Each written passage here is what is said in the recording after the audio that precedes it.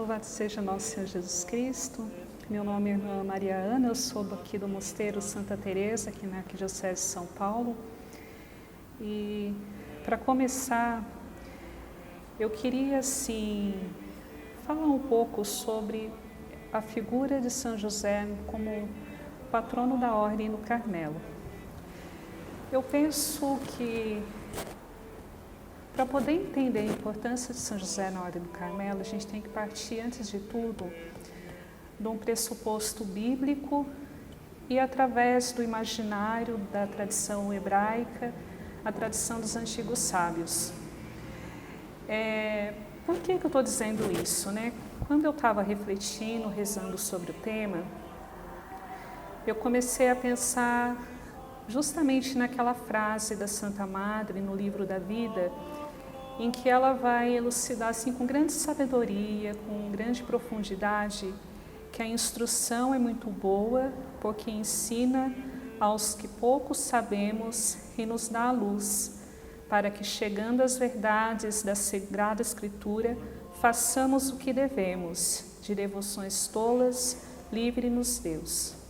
Bem, primeiro ponto, devoções tolas, Esse termo muito até irônico, engraçado que a Santa Madre vai falar, vem esclarecer um sentimento religioso vago, sem raiz, raso, desvinculado, um tanto desarrumado, Porque a verdadeira devoção, ela precisa ter carne, precisa ter veia, precisa ter sangue, precisa ter sopro, precisa ter vida. A vida verdadeira, a verdadeira devoção, a verdadeira piedade é algo que ela está entranhado na realidade mais íntima de nosso ser, algo que nos concerne, que nos estrutura como pessoa humana, E partindo desse pressuposto bíblico, a gente pode entender melhor a figura de São José em toda a herança espiritual carmelitana. Porque antes de tudo, a gente tem que recordar que o Carmelo é a única ordem na Igreja que tem a sua origem em Israel. Portanto, é uma ordem que, desde sua essência primitiva, sua essência primeira, ela é totalmente eivada da tradição bíblica, essa essência bíblica. E os textos veterotestamentários sinalizam o profeta Elias nessa experiência da brisa suave. Ou seja, a brisa suave, ela vem sinalizar esse saber contemplativo, esse saber interior, esse saber do coração, de forma que vai reconstruir a personalidade do profeta por dentro, ou seja, ele se torna um homem interior, um modelo de interioridade na Igreja.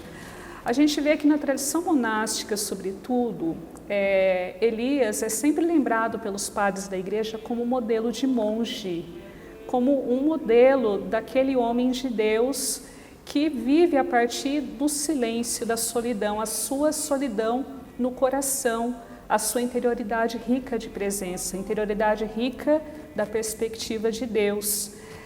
Então, ele, partindo desse ponto, essa sabedoria interior não é um argumento dispersivo, um argumento desconexo com a realidade, porque a brisa do profeta, essa experiência da brisa, vai remeter a esse eu profundo, a esse eu pacificado, a esse eu que é, de uma certa maneira, gerado nessa união transformante com o amor e com o amado. Tem um poeta, eu sou muito afeiçoada à poesia, extremamente, desde que eu me entendo por gente, Então, tem um poeta italiano chamado Giacomo Leopardi, ele tem uma pergunta que é muito simples, mas dentro do contexto da sua poesia, ela é muito provocativa, e ele fala assim: e eu? Quem eu sou? Então, nos reporta a de uma certa maneira, nos colocarmos diante dessa pergunta: quem eu sou diante do mistério? Porque muitas vezes a gente não compreende o que está submerso, a gente não compreende o que está no subterrâneo do nosso coração, a gente não compreende a nossa realidade mais profunda. Mas essa sabedoria do amor, a qual os escritos e a sabedoria bíblica vai evocar na nossa vida, essa sabedoria do amor, ela vai nos ajudar a viver a partir de dentro.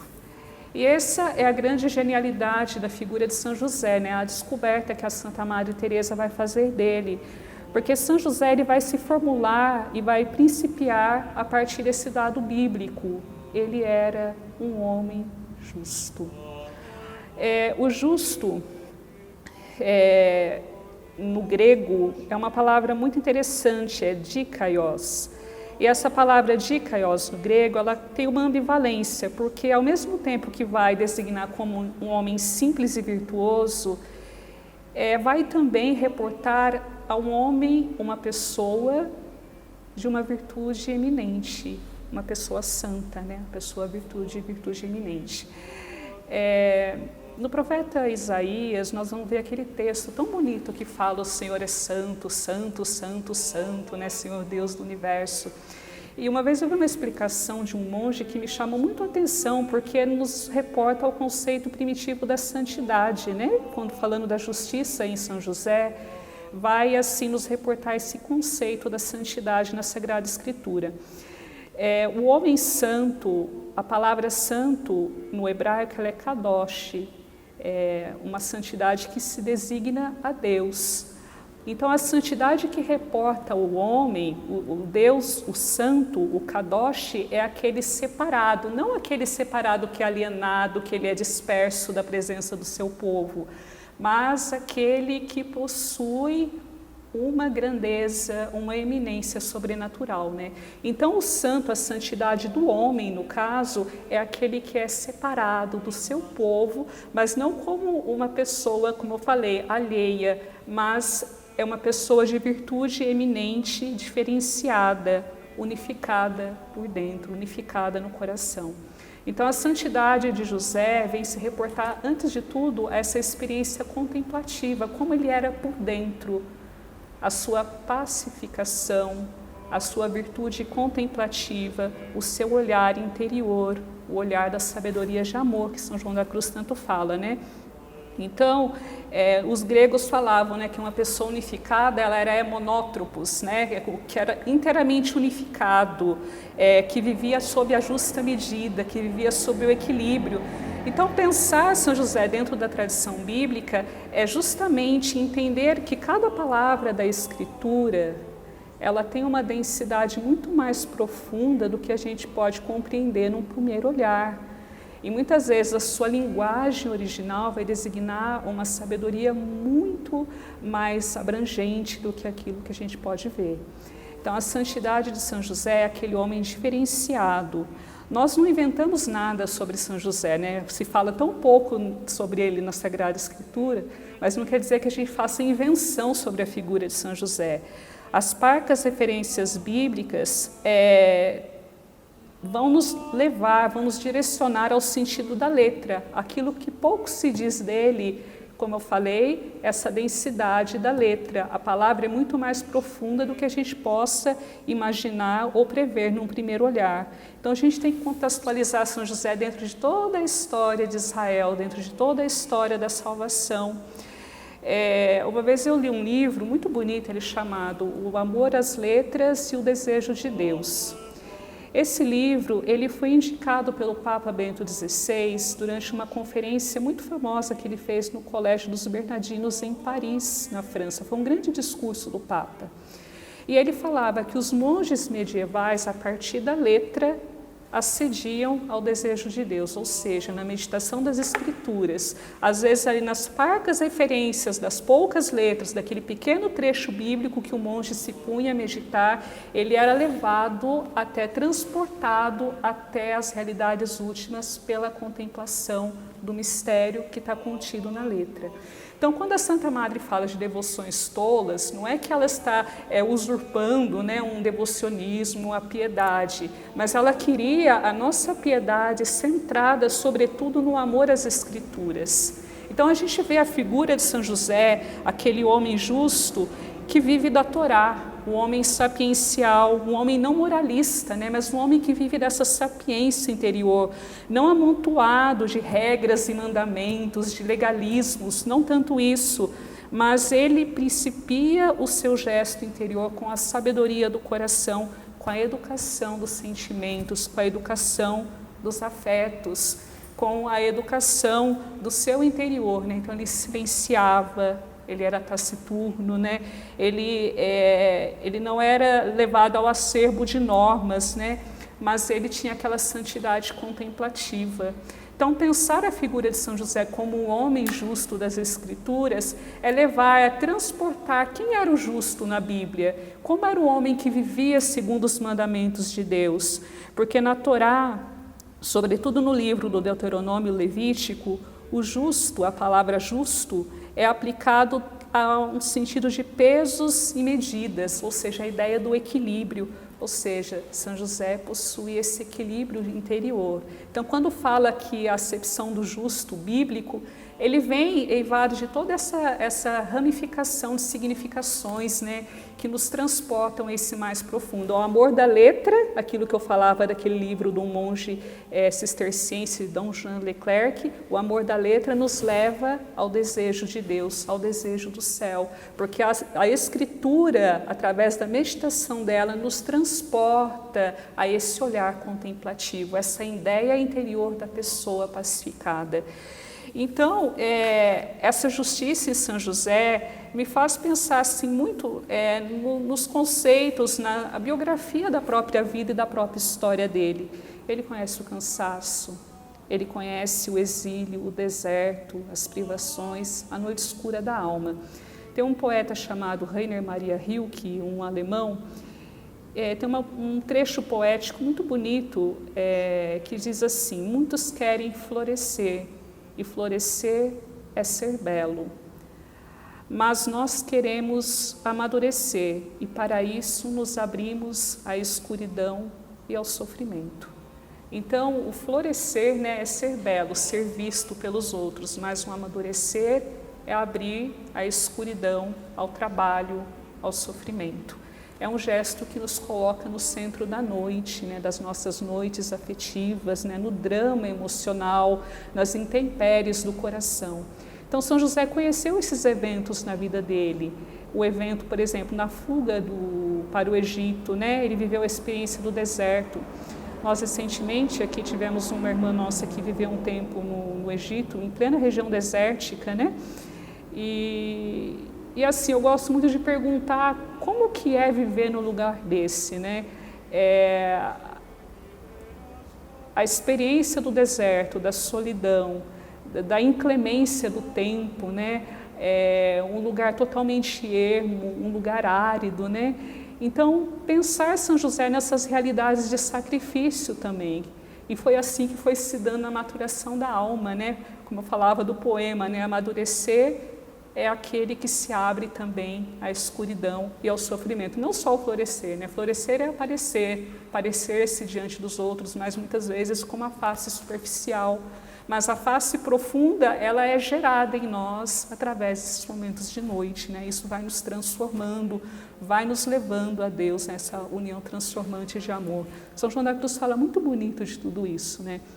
Então, eu penso na figura de São José a partir dessa sabedoria, desse equilíbrio interior, dessa santidade que era feita da justa medida, que era feita de uma plena sabedoria do olhar, de um olhar contemplativo sobre a história. Até a Santa Madre tem um evento muito interessante do tempo que ela ficou doente. Ela leu o livro de São Gregório Magno, que é uma reflexão sobre o livro de Jó. E foi ali que ela se apaixona por São José. Olha que interessante o que ela percebeu, que Jó reclamava muito para Deus. Ele clamava muito, ele rezava demais, né? No modo de dizer assim, falava demais, não no sentido oracional, né? A oração contemplativa, aquele oracional que era falar demais, né? Questionar a Deus o porquê disso, o porquê daquilo, o porquê do sofrimento, o porquê da dor. E ela, quando lê a reflexão de São Gregório, aquilo ajuda demais, e ela se apaixona pela figura do Santo Jó. Isso não deixa de fazer com que ela tivesse, assim, uma familiaridade, né, uma certa empatia por aquele personagem bíblico. Mas, ao mesmo tempo, ela vai debater que São José passou por todos os sofrimentos, por todas as vicissitudes da vida, tal como o justo Jó. Mas não, no entanto, ele permaneceu silencioso. A Bíblia, sobretudo o Antigo Testamento, uma vez eu também li um livro, isso já faz longos anos. Tudo tem um propósito na Escritura. Os antigos não escreviam como nós, preocupado com o sentido histórico, preocupado com o sentido topográfico, biográfico, geográfico, seja lá como for. Não era essa a intenção dos antigos. Os antigos, eles codificavam, através de sinais simbólicos, uma realidade muito mais profunda, muito mais além da letra, que nos abria a esse olhar contemplativo, essa dimensão contemplativa. Então, não é em vão que a Bíblia coloca a figura de São José nesse silenciamento mais profundo sobre as realidades do que acontecia, sobre a dor que assolava a alma dele. Não é em vão tudo isso. A Bíblia tem um propósito ao falar que ele era um homem justo, um homem santo, um homem, ou seja, como eu dizia, diferenciado dos outros, porque era aquele que vivia da Torá, que vivia na justiça e na retidão dos mandamentos, que alimentava a sua alma com a poética da salmodia bíblica, né? Que alimentava os momentos de sua dor na confiança em Deus, na plena confiança no amor, nesse amor com A maiúsculo, né? Porque é a presença de Deus na alma. Então, essa confiança que foi gerada nele, que foi nascendo no coração a partir da experiência da vivência da Torá e também de viver a oração da Bíblia, o Salmo, sobretudo, que sempre um israelita justo procurava se voltar assim, ao conhecimento das Escrituras. Então, assim, para falar um pouco, né, nesse início sobre a virtude de São José, isso me chama muito a atenção, esse dado, sobretudo, da sua interioridade, da sua pacificação do coração, da sua aceitação aos desígnios de Deus, mas feita de silêncio, de generosidade, tornando-se assim um dom.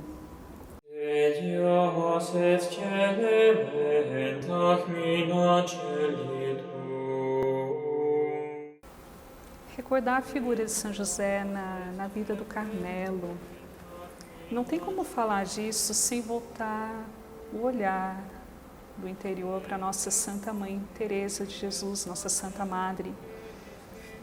Aos 39 anos ela vive a profunda e intensa experiência de conversão. Depois de quase 20 anos de Carmelo, diante do Cristo chagado, uma imagem do Esche Homo que existe ainda, né, no convento da Encarnação de Ávila, e também com a leitura de Santo Agostinho, a leitura das Confissões. Ela faz a experiência daquele momento transformante na sua vida e na sua história. É aquele momento que ela se volta inteiramente para Deus. E depois, no livro das Relações, ela vai dizer uma palavra sobre esse tempo que foi tão importante na sua vida, que ela entendeu ter muita obrigação de servir a Nossa Senhora e a São José, porque muitas vezes, estando eu totalmente perdida, Deus voltava a me dar saúde graças aos seus rogos. São José foi aquele que inspirou toda a sua obra fundacional. Tanto é que toda vez que ela se colocava a fazer uma viagem, ela levava consigo uma imagem de São José. E é interessante que naquele momento crucial, quando ela foi colocada como priora da Encarnação de Ávila, isso foi no ano de 1572, no momento que ela ingressa no convento, isso foi sobre a oposição total das monjas, quase total, né? Foi um momento difícil, que ela teve que ser empurrada à força dentro do convento da Encarnação. É um momento da biografia dela, assim, muito intenso de detalhes, né, de vicissitudes. Ela coloca na cadeira prioral uma imagem de Nossa Senhora, né? e na cadeira da subpriora ela coloca uma imagem de São José. Porque ela dizia assim, a Nossa Senhora vai ser a priora dessa casa, mas o subprior, o que vai ajudar a priora vai ser São José, né? E foi um gesto profético, né, da sua obra, o que ela pôde fazer naqueles 3 anos que ela ficou naquela casa, que ela teve que retornar totalmente contra o seu parecer, mas motivada simplesmente na obediência e na escuta de Deus. Ela coloca, portanto, esse patronato, né, da Virgem Maria e de São José para esse momento de uma singular importância e dificuldade na sua vida, que foi retornar ao convento da Encarnação como priora, depois que ela já tinha deixado aquela comunidade para iniciar a reforma. Ela leva sempre consigo, portanto, a imagem nas viagens, na carruagem. Isso vai ser testemunhado, sobretudo, pelo padre Ribeiro e pelo padre Gracian, esse traço biográfico da santa. E uma vez fundado cada novo Carmelo, ela encomendará ao santo uma de suas portas, ou seja, sempre uma porta da casa, ela dedicava aquela porta a São José. Isso é um costume que Santa Madre tinha, porque ela viu, assim, em São José aquela figura lapidar para a sua obra reformadora. E até no livro da vida ela vai dizer, prometendo-me que o mosteiro não deixaria de ser feito e dizendo que ali seria muito bem servido, disse-me que devia ser dedicada a São José. Esse santo glorioso nos guardaria uma porta e Nossa Senhora guardaria outra. E Cristo caminharia conosco. É interessante que na vida minha do Carmelo, nos momentos de dificuldade, eu gosto muito de recordar disso, caminhando pelo claustro, naquele silêncio tão grande que a gente vive dentro da clausura, sobretudo no claustro, é um lugar que a gente procura não se falar. E eu sempre gosto de recordar essa frase da Santa Madre, que Nossa Senhora guarda uma porta, São José guarda outra, mas Ele, o Cristo, caminha conosco. Então, ela colocou muito fortemente a ordem sobre os auspícios da Santa Maria Mãe de Deus e de nosso Pai São José.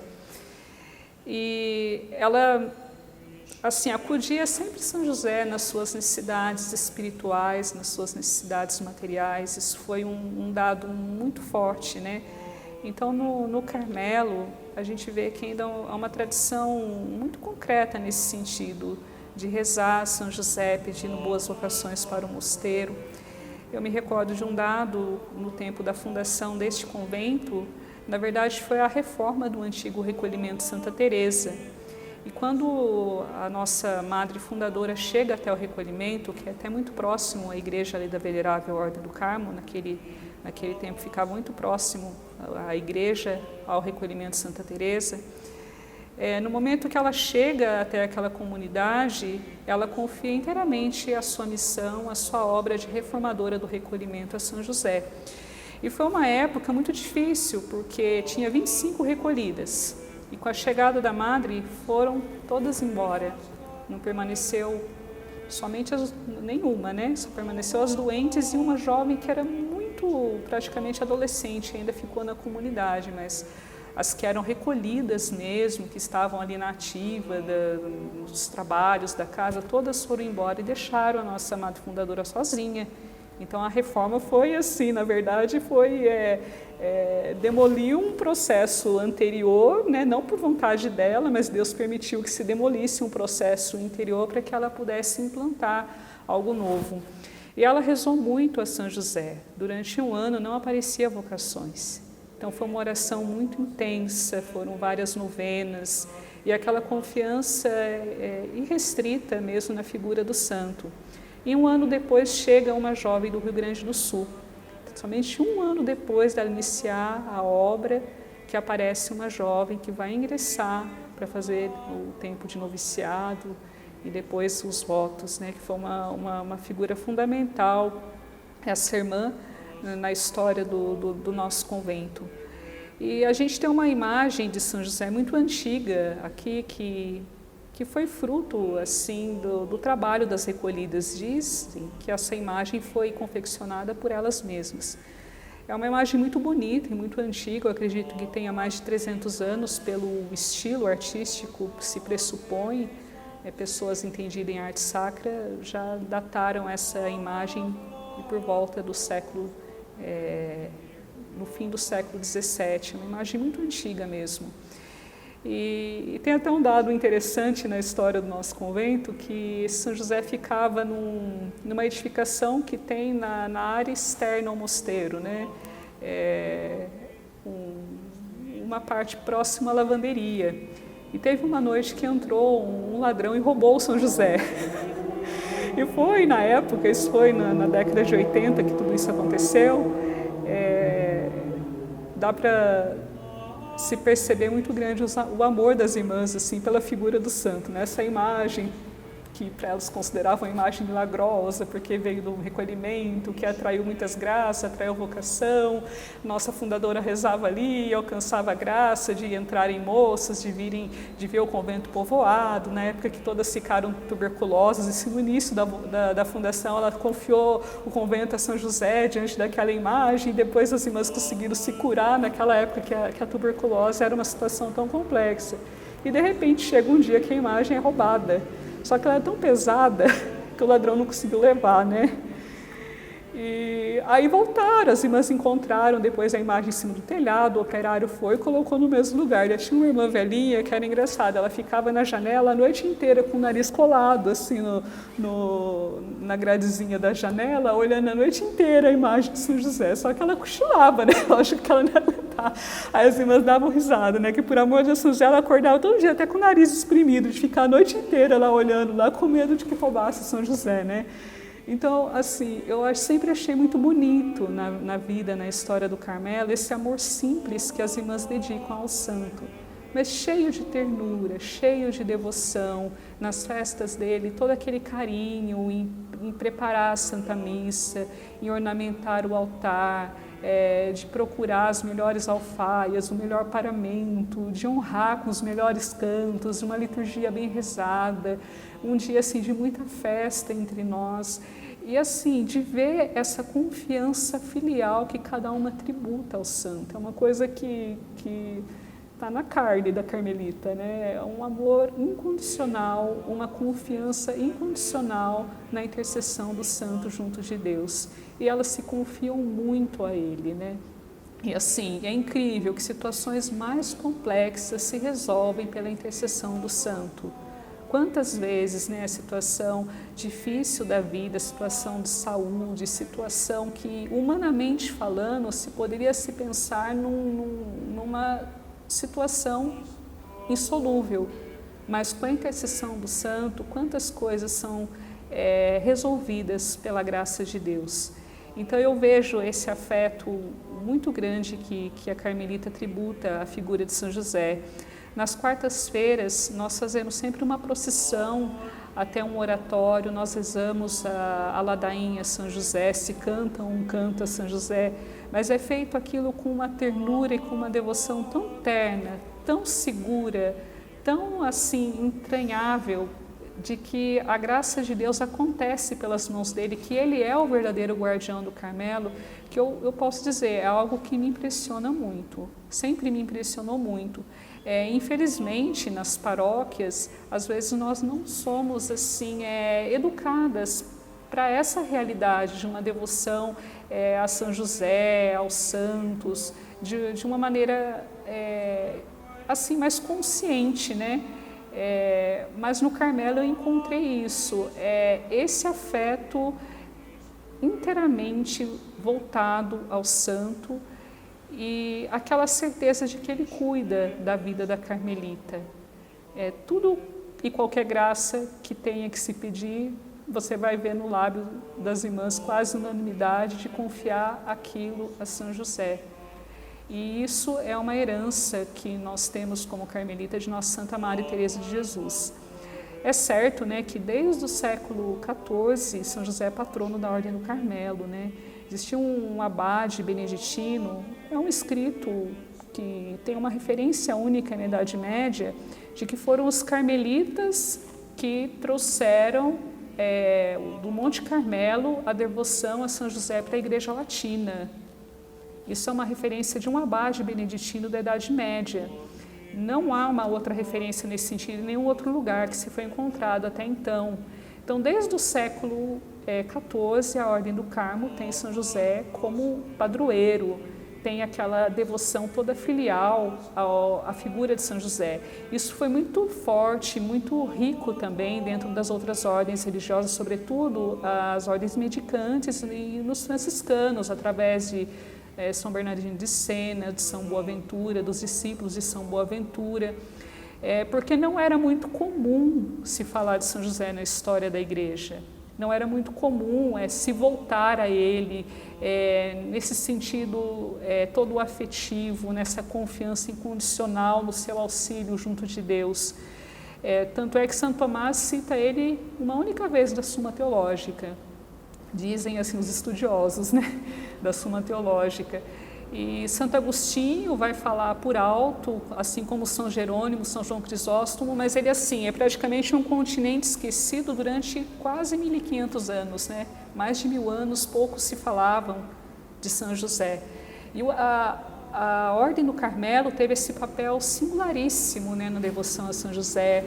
E Santa Teresa, sobretudo, até agora na Carta Apostólica do Papa Francisco, por ocasião dos 150 anos que São José foi proclamado patrono da Igreja pelo Papa Pio IX, a única referência que se faz a um santo na Patris Cordis é a Santa Teresa de Jesus e a graça que ela teve na sua vida de tê-lo como advogado e como intercessor de todas as suas causas, né? Então, uma referência do Papa numa carta apostólica, porque ela ajudou a se esclarecer isso na Igreja com mais força, com mais vigor, mas era já uma tradição carmelitana que era anterior a ela, né? Já a Ordem do Carmo tinha esse apreço incondicional pela figura de São José.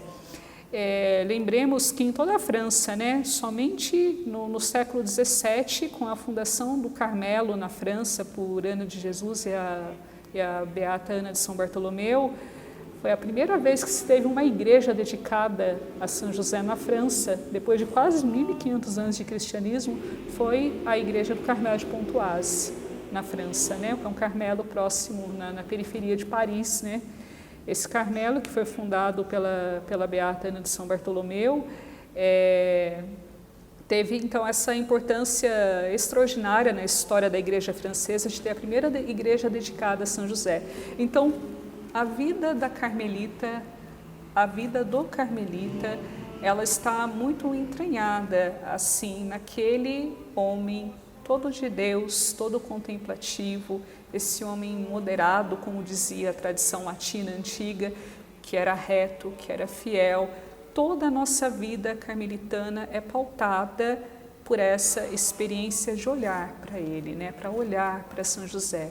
Eu penso sempre em São José com aquele brilho nos olhos, né? Uma coisa que eu sempre tenho no meu coração, aquele brilho nos olhos, porque é aquele que a cada dia contemplava diante de si o Cristo, né? O menino Jesus, a todo instante, a todo momento, estava diante do olhar dele.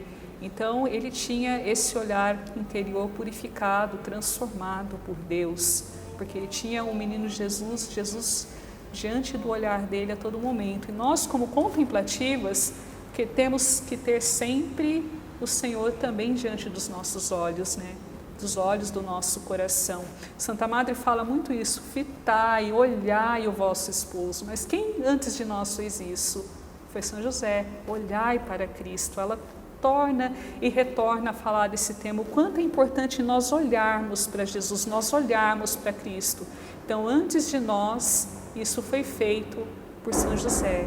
Isso foi feito através da sua experiência contemplativa do menino Deus, do mistério que se descortinava diante dos olhos dele ali. Então, para nós, isso é muito importante mesmo, né?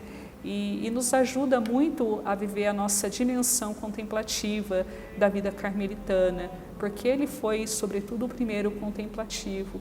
Então, na vidinha nossa de cada dia, na nossa cotidianidade dentro do claustro, nas nossas situações triviais, comuns e simples de uma vida de carmelita, nós temos ele como esse modelo de profundidade, como esse modelo de ser simples aos olhos de Deus, esse modelo de humildade, porque aceitou tudo sem questionar a vontade do Pai, aceitou tudo naquele desejo maior, dom de fazer aquilo que realmente importa, a vontade de Deus, seja como for a nossa vida. Então, São José tem muito a nos ensinar, muito a nos dizer. Eu vejo assim, cada um absorve um ponto da doutrina cristã, de um personagem bíblico a partir do ponto onde se vive. Então eu posso falar de São José a partir da minha experiência de monja contemplativa na Ordem do Carmelo Descalço. E toda essa herança espiritual que me precede condiciona, no bom sentido, a essa maneira como eu enxergo o santo dentro de mim, a experiência que eu faço dele, da sua providência, né, do seu amor tão paternal por nós a cada dia, eu enxergo a partir da minha vivência dentro de um claustro, dentro de um mosteiro carmelita descalço. E isso é muito forte na nossa vida, né? Tudo o que se pede a Ele, Santa Madre Teresa já dizia, nós alcançamos através dessa confiança plena nesse amor maior que nos guia através das mãos de São José. Porque ele foi para nós, como eu dizia, esse primeiro contemplativo, o primeiro que pôde contemplar o Cristo na sua vida e no seu coração. Então, ele tem sempre o nosso amor, ele tem sempre o nosso coração mesmo voltado para Deus através das mãos dele.